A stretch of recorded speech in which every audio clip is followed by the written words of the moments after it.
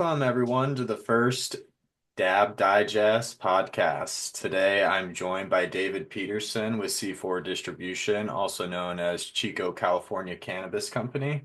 Really excited to have him on and kind of deep dive into the distribution realm here in California and just talk about the industry as a whole. So excited to have David on for the first podcast of the Dab Digest, and I'm going to pass it along to him to kind of introduce himself and just go into a little bit about him and why Chico, California is where he chose to have the Yeah, distribution I at. appreciate that, Brian. Congratulations on your podcast. I'm really honored you decided to pick me as your first guest, so it's pretty cool. I'm excited to see where this goes for you. A little bit about me, like Brian said, my name's Dave Petersen. I started Chico California Cannabis Company and NorCal Distro. Going on, this is our third year. So just ended our second year in operation, and everything's going very smoothly as it could, as smooth as it could for the cannabis space in Northern California. I'm a Northern California native. I wasn't born and raised here, but I was born and raised out in the Bay Area, and then I migrated out towards Roseville, Lincoln. Ended up buying property in Butte County up in Berry Creek before the fire, and have always just really enjoyed the Northern California lifestyle and mantra and everything that kind of comes along with it. I'm not a typical and a historical cannabis guy. Although I've grew up with friends and family that were really into cannabis.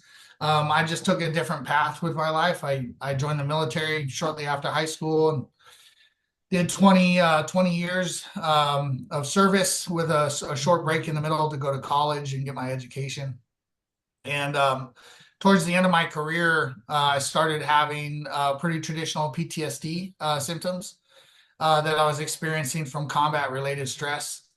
And so I started looking for support and some healing and any kind of support that I could get through the military. And it ended up being very traditional style therapies, light therapy, writing therapy, talk therapy, all the different types of tools that they use to help support anybody with types of PTSD, but military and combat related specifically.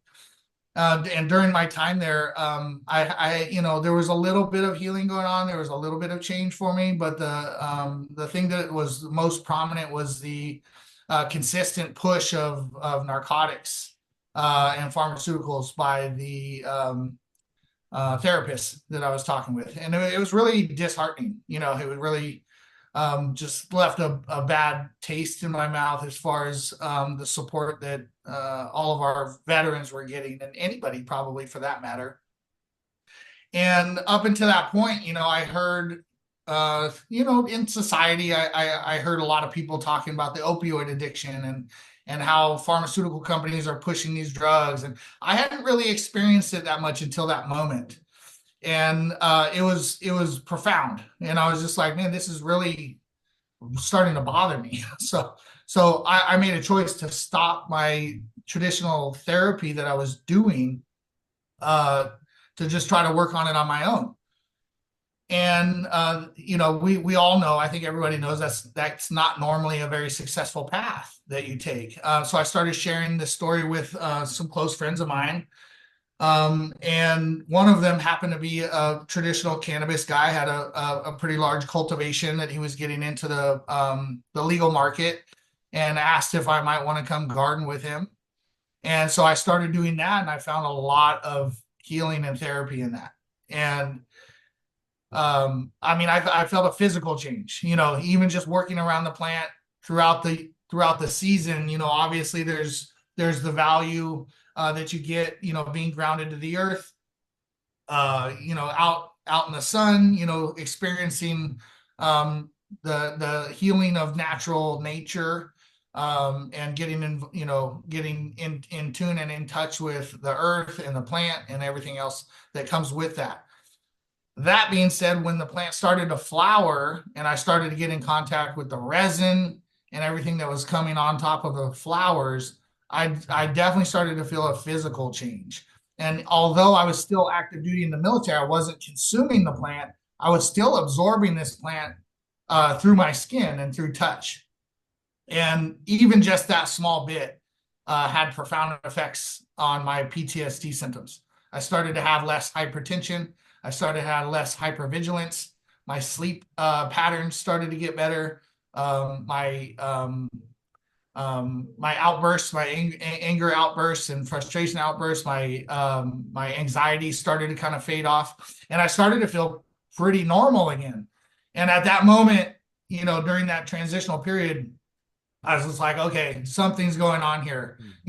I'm sold on this.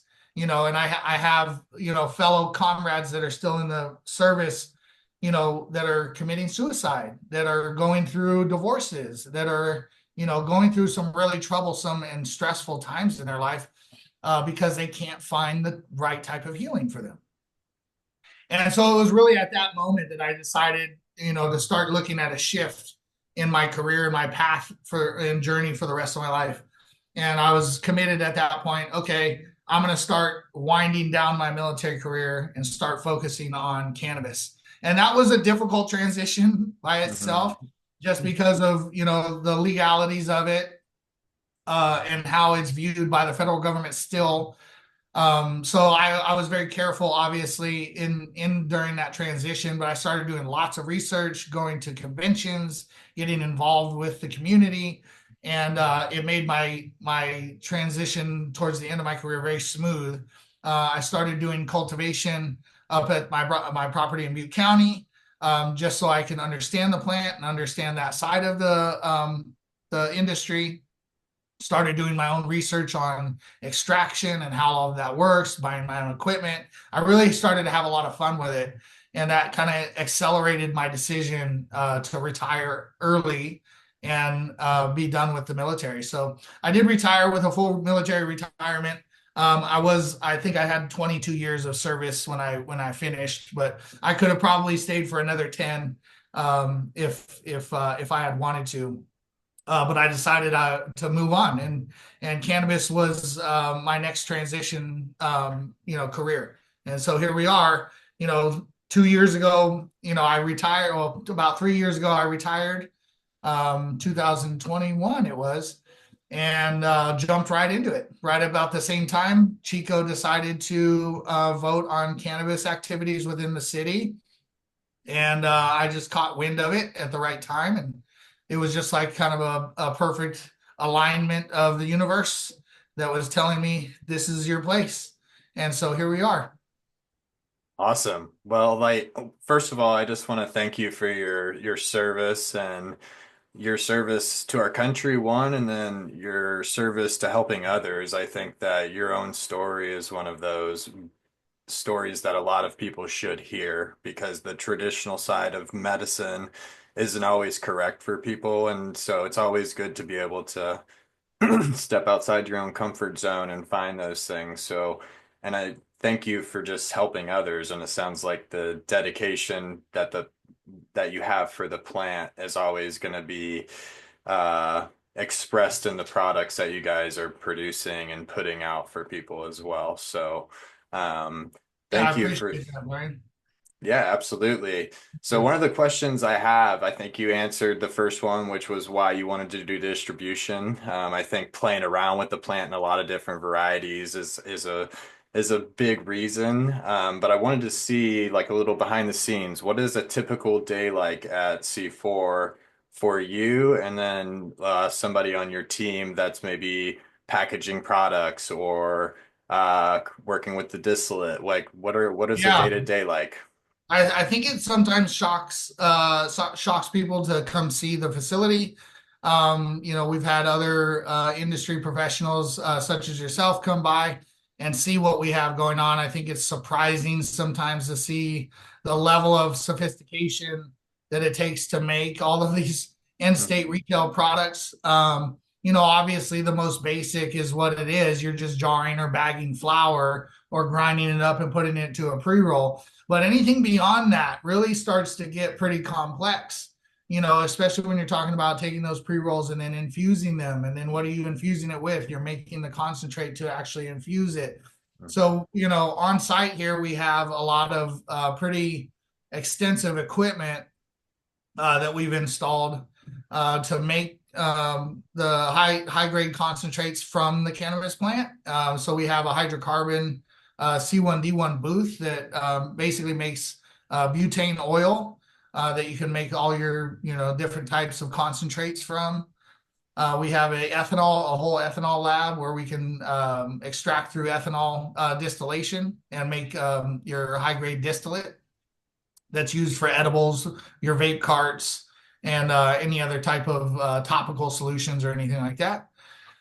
We have equipment that we run that helps automate some of these areas of production, like the pre-roll. We have an Apex pre-roll machine that one guy can operate by himself, and it can produce anywhere from like 6 to 10,000 pre-rolls in a single shift, working on his own. We have a gummy kitchen, like where we make edibles. So we have a kitchenette built out. So we have the Truffly made depositors, so we can make a bunch of gummies and edibles. We haven't really breached into chocolates or anything like that or hard candies yet, but we look to do that in the future. So we have a person that runs the kitchen and is certified in food handling. We have the Xylem 3 cartridge filler that fills all the vape carts. So we have operators for that. We have a newer injector, which injects concentrate inside the pre-rolls. So you have these like donut style or hash hole style pre-rolls. And then we have the whole packaging side of the house where we have printers and labelers and label applicators and storage components and like all the stuff that comes along with basic shipping and handling of the product. And so we're doing a lot here under a very small roof for the amount of activities that we perform. So, right now, since we're still a pretty small company, we're a single shift company. We work a normal daily shift. There's a lot of overtime offered to the employees so they can kind of pick and choose, days that they want to squeeze some more hours in and make a little bit more money. But they'll normally get here early in the morning and start the day with, taking in biomass. If biomass has come in already, they'll start separating all of that. The extractors will start their extraction process. The packaging people will start printing and getting packages labeled and products labeled up. The whole packaging area for distribution will start, putting together orders that need to go out. And so it gets pretty busy here really, really fast. We get here early in the morning and I always come in, I'm like, okay, it's going to be a pretty relaxed day. And then, I take 2 breaths and it's noon and then I breathe again and it's 4 o'clock. Mhm. so, so it's pretty crazy. And, at this point in time, which is unfortunate and it kind of drives me a little bit nutty, is that I'm kind of separated from the production at this point. We've gotten a staff so large enough to the point where we're revolving so many different accounts that my time is best spent administratively, making sure the company's in compliance, bills are getting paid, employees are getting paid, everybody's comfortable, and the whole business side of the house, which is not my funnest part. It's not really what I got into it for, but it's just part of my duties and responsibilities at this point. Anytime I can peel time away to go get in the warehouse and just sit there and label pre-rolls or get in the booth and pull some extract, I'll definitely do it. But those days are far and in between at this point. Yeah, I totally understand that, but one of the things I think that you and your team do very well is you delegate the work, but you also uh, you want them to learn more. And the one beautiful thing about the team at C4, I've got to spend some time with them, is they all want to go home and learn, and they come back and they make your job a little bit easier because if they learn something the day before, they go like do the research to make sure that they don't make that mistake or whatever the situation is to make sure that it's perfected so that it makes the day easier. And then it helps them want to continue to elevate themselves. And one of the things that I think is super important in our industry is that we have people that want to take our jobs, if that makes sense. Like you want people that want to elevate and continue to move up within the company or go do their own things that continue to make the space more normalized. So you've done a great job of building a team and really uplifting them and making sure they're comfortable and really doing the quality that is necessary to work with a lot of these great brands that you do. Yeah, there's a huge understated thing that you brought up in there, which is, today's workforce and the newer generation of workforce that's coming up, hasn't really been given the tools like I felt like I was, or the generations that I grew up with were, right?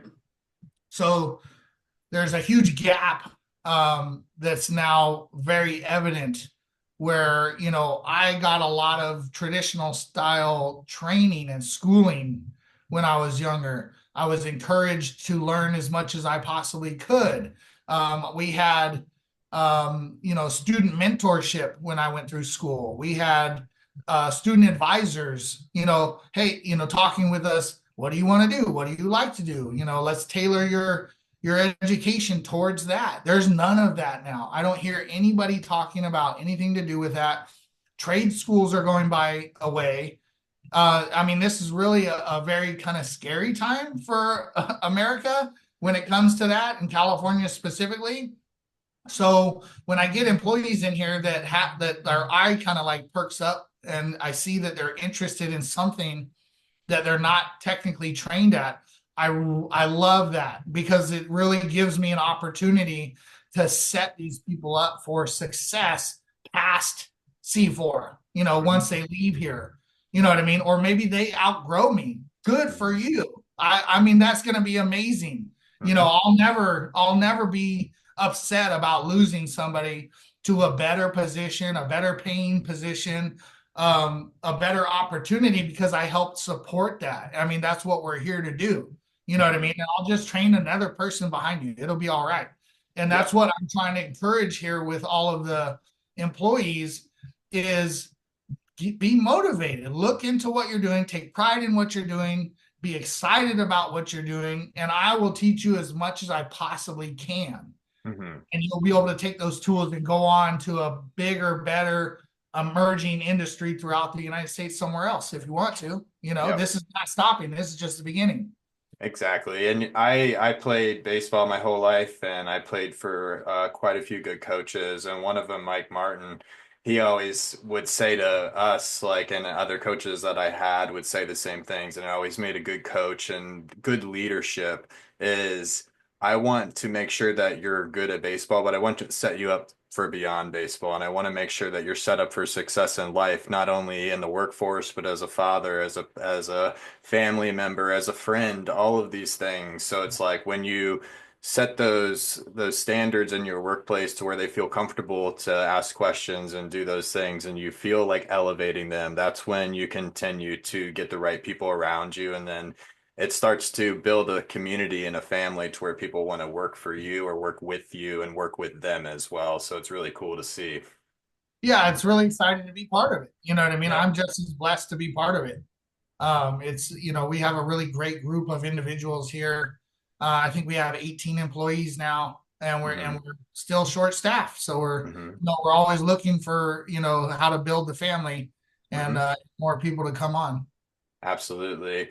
Well, that kind of leads me into another question. So, with the ever evolving California cannabis space and the regulations, how do you guys stay up to date on that? I know that with yourself, you really enjoy the paperwork personally, like you're really good at going through those steps and staying organized with it. So, like, how do you guys stay up with the curve and make sure that you guys are compliant with the regulations and for your consumers and your customers as well? Yeah, that's really important. There's some very easy tools that the Department of Cannabis Control has provided us. They're the ones that enforce all of the regulations. The regulations do change from time to time, but once you're a licensee, you get automatic updates continuously to your email. So just kind of staying on top of it that way, and then having a really good relationship with your regional DCC inspectors is very, very important. There's a bit of like a feeling of tension between the licensees and the DCC regulation inspectors at the moment. But I think that's just because the industry itself is new. So they're new, we're new, as it's evolving. They're trying to weed out the criminal activity that has infiltrated.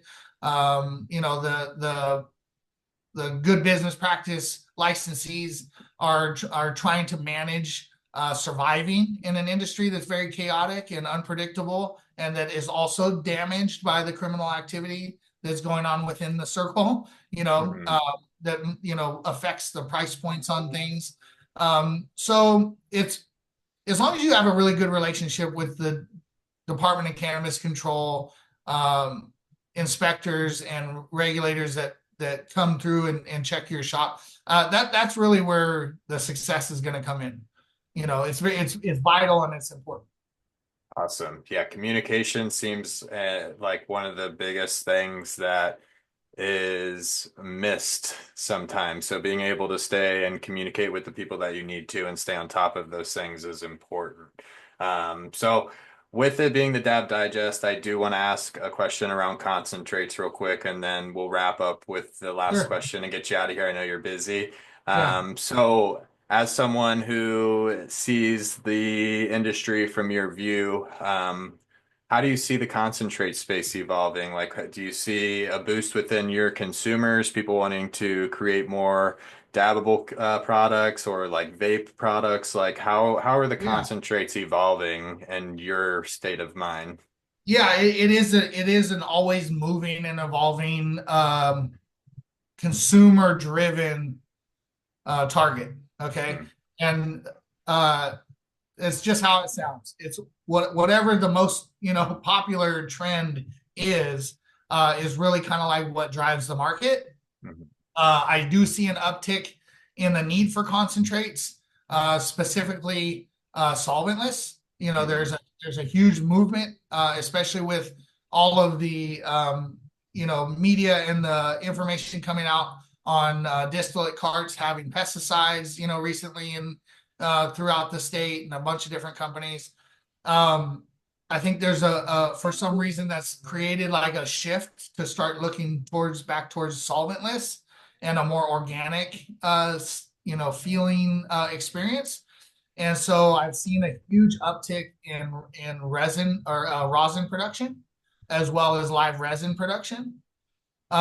We've had a bunch of new clients recently ask us about the infusion, the donut style infusion pre rolls, and that's all done with concentrates. You know, um, so not so much in the dabbing space that we've seen an uptick, but the need for concentrates on a whole is definitely starting to pick up, yeah. which is interesting because all of that really coincides with farming production because you need a lot of biomass to make a little bit of concentrate. You Mhm, know, so it's interesting how the ebb and flow of the farming side of the house affects the price points on mhm. the retail side of the house.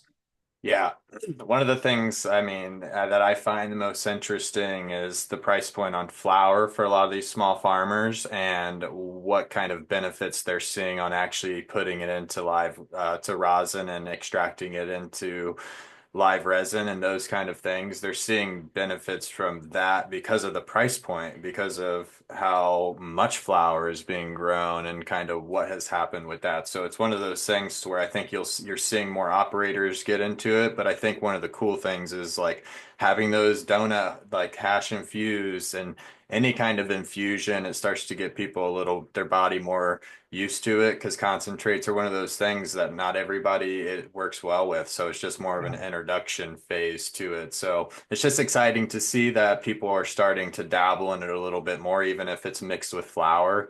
It's one of those exciting things for us, for me especially. Yeah, you know what? It's funny because I've just had this conversation with somebody else recently. There is like a little bit of a stigma that kind of floats around people that dab.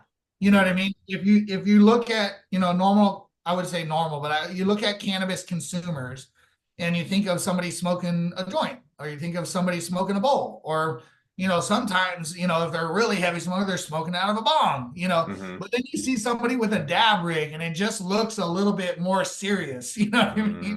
Hmm. When you're just like, oh yeah, that's maybe a little step too far. But when you actually experience it, those people are just like, oh, that was not what I was expecting. Hmm. I did get super high super quick, but it was a totally different experience. Yeah. The And I think that's onset. a misconception because of the dab rigs, how they look, Hmm. what you're, how it looks while you're consuming it. It just looks a little bit more nefarious, you know what I mean? Yeah.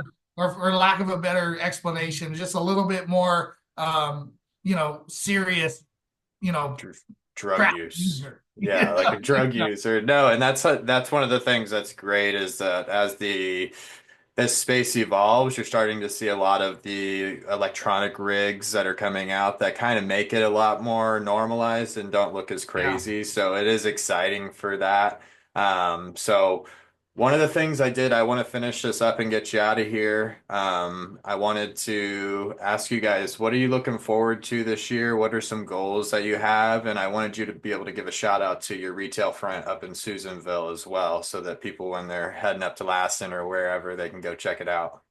Yeah, that's Curtis and the whole team over at Canna Junction up there in Susanville. It's technically not Susanville. It's technically Lassen County, but it's just on the edge of town there on Johnsonville Road.